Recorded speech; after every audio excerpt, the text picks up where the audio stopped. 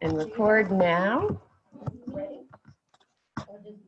So this is Stephanie. Why don't you tell us a little bit about what you do, or you tell us whatever you want to tell. Okay.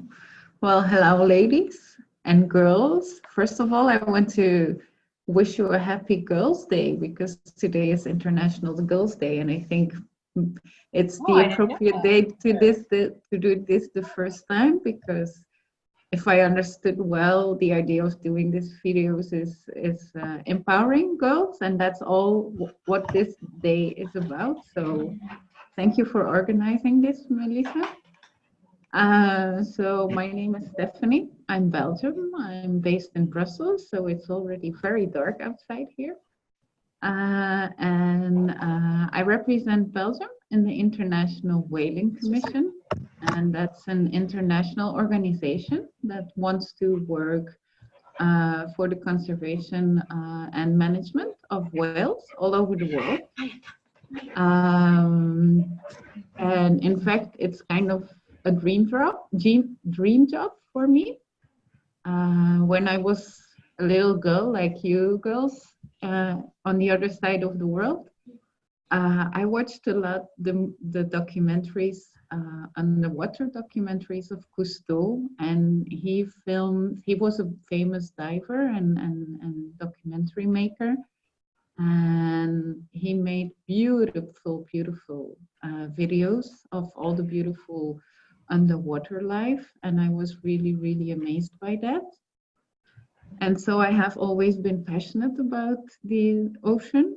And when I was 18, I lived in Colombia, and there I had my first meeting with whales.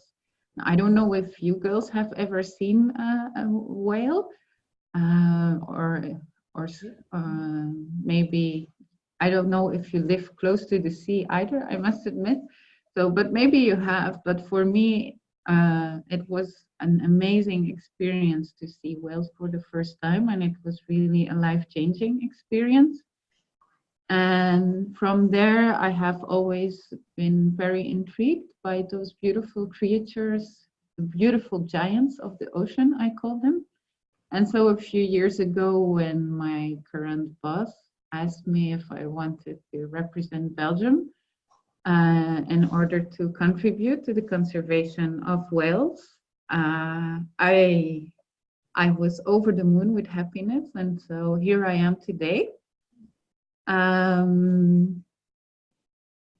I didn't study anything related to whales. I'm just very passionate about them. I think they are amazing. In fact, I studied Latin American languages and cultures, because that's another one of my passions, Latin America.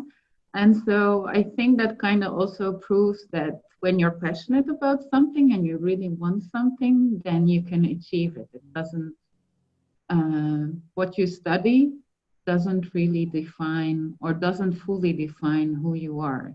So it's always the passion and following your dreams, I would say, that is most important. And so I don't know if I can share my screen, Melissa.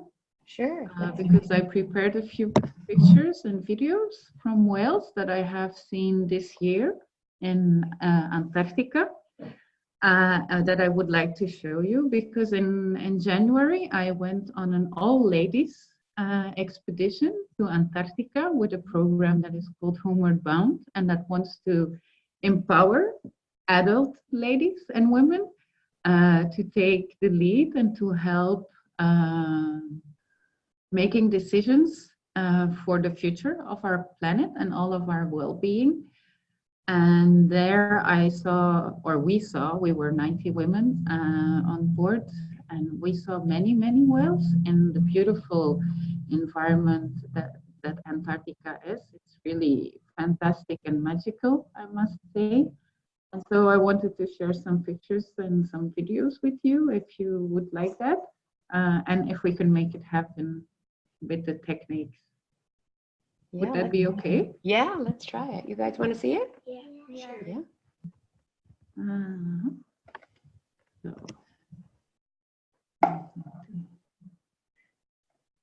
So first I'm going to show you a video.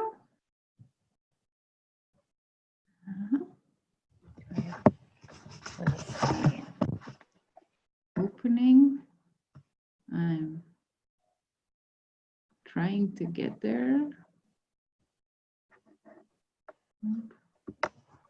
And now I need to share my screen. So in this video, you can see two whales and the Antarctic snow mountains and ice in the background. So it's a mother humpback and her calf. And so now the mother is diving down and there she flips her tail. And the calf is coming a bit later. And but then the calf doesn't flip its tail fully, but normally they do. Well, normally when humpbacks dive down, they do flip their tail, and that's one of the images you most often see when you see whales. And it's very special, in fact, because it's really amazing and very big, and it's almost impossible to imagine how big the animals are. And that's why I also wanted to show you this little picture. So here you can see that the humpback just went down and then it's swimming here, and you can see there it blows air. That's what they do. They blow air when they surface to breathe, because they need to breathe. They are not like fish. And they can stay underwater for a long time when they go and feed, but from time to time they also have to surface to get some air. And so this one was swimming around when we were on the Antarctic continent. And it was really amazing because the water was so clear that we could see its whole body from the mountain. It's not so visible on the video. And then also in the end here, it comes up and then it surfaces and it flips its tail. And that means, in fact, that it's going to dive deeper. So that was the last time of that day that we saw the whale. Because then when it dives deeper, we can't know where it surfaces again. And here are a few, oh, I did something wrong, I hope. No. Yeah. So these are a few other pictures. So you can see the whale blowing the air also. Then one whale surfacing and the other whale flipping its tail. These are all humpback whales. So there are many different whales all over the world. The most known ones are the humpback whales, gray whales, right whales, minke whales, and all of them, in fact, are, the blue whale is the biggest whale, and all of them, in fact, come across the Californian coast at some point. So, and the little whale, or the little whale, the big whale that you can see on the picture there was, in fact, very happy to see us, I think, because she gave a big show and she came up, instead of just surfacing to get air, she jumped out and she showed her her fins, her side fins, and we could see her full body, in fact, at a certain moment. So it was just beautiful to see them, and yes, it's just magic for me, and I'm very happy that I can contribute to their conservation. I currently do that as a representative for Belgium in the International Whaling Commission, and in that commission I also chair a working group that wants to mitigate, so try to prevent bycatch, and bycatch is that sometimes whales and cetaceans, they get caught in the nets of in the fishing nets. So when people go fishing with nets to catch fish for us to eat, uh, sometimes cetaceans, so whales, dolphins, porpoises, they get caught in the nets, and because they need to go, they need to surface, so they need to get air, then they drown, in fact. And so with the group that I'm working, we are trying to find ways to prevent that. And I think that's more or less the story I prepared. Oh no, I forgot something. I also wanted to show you this. Can you see it? So this is my fur whale, and it traveled with me to Antarctica. So, and it reminds me of Antarctica, but also of my goddaughter, because she got one for Christmas one day, and because we have been living in different countries, it reminds me of her and also of my obligation to her to help save the whales and to contribute to their health. So I don't know if you have any questions or if you want to know something else. I think we're prepared with questions written down.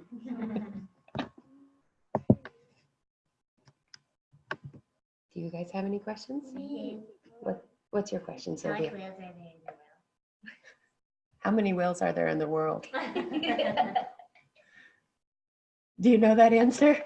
We can Google it later. Is that a question? That's a difficult question. There are 90 types or 90, how do you say that? Species and subspecies. But I don't know the exact amount of how many. I'm trying to look up if I can find that easily. I've opened a few pages where I can find information. We will.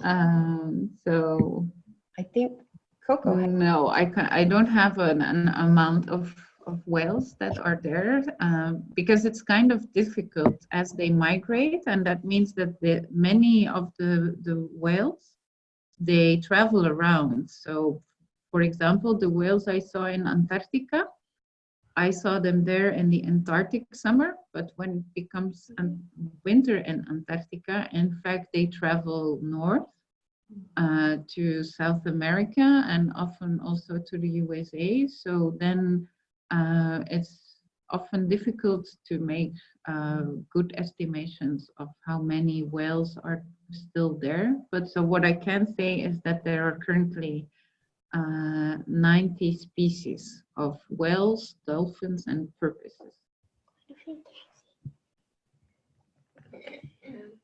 Do you have a question? Yeah. What was a typical day of Antarctica for you? The typical day for us, we had to get up early in the morning to get a very nice breakfast that was prepared for us by the staff on the ship. And then normally we would have classes, in fact, because as it was part of a training and leadership program, we had workshops and presentations. And sometimes we also had to give presentations ourselves. So, and then in the afternoon, we took a small boat because we lived on the boat during 3 weeks. So we were in a big boat with 100 people.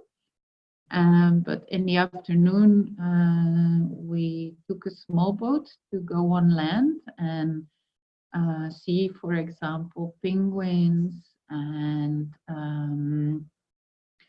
seals, and also just to enjoy the beautiful environment and to reflect and learn. And then in the evening, we either had free time or we had other presentations. And for example, Cristiana Figueres, and she's a famous lady working on climate change. She was leading the Climate Change Convention when the important agreement for climate change was adopted in Paris in 2015. She was with us on board, so she really explained us a lot about the international meetings also. And she told us that we have to be stubborn, optimistic, and that we have to keep hope that we can still contribute to the conservation of nature, and that we can still flip climate change. So. Other questions? How many places have you traveled to? How what? How many places have you traveled to? Ooh, many. So until I was 18, I didn't travel a lot. But as I told you before, I was on an exchange program to Colombia when I was 18, and there I really discovered, I don't know if it's an English word, but we call it wanderlust. And that's like the emotion of traveling and learning. And so I've traveled around the world to many different places. I've been to South America, to Australia, New Zealand, Antarctica. And what I find always important is, in fact, to learn of the places where I am and to see, to enjoy nature, and try to respect also the local customs and the local environment, and so that other people after me can also still enjoy the beautiful places that I have been privileged to see, in fact. Unfortunately, I haven't been to California yet. Question? Okay. My question is, what's your favorite whale? My favorite whale? Yeah. This one. Well, my favorite whale will always remain a humpback, because that's the first one I saw. They're most common also, in fact. So I have seen one humpbacks several times in several places. But I think for me, the first whale was so special and so life-changing and so emotional also, that will also always be my favorite whale. Okay. Well, thank you so much for sharing your time with us, Stephanie. Thank you for listening. If you have any further questions, you can always drop me an email or something, or if you want something else, then just let me know. And I hope whatever you girls want to be or do in the future, that you just follow your heart and your passion. And I wish you the best of luck with everything. Thank you. Thank you. Have a nice day. Bye. Bye.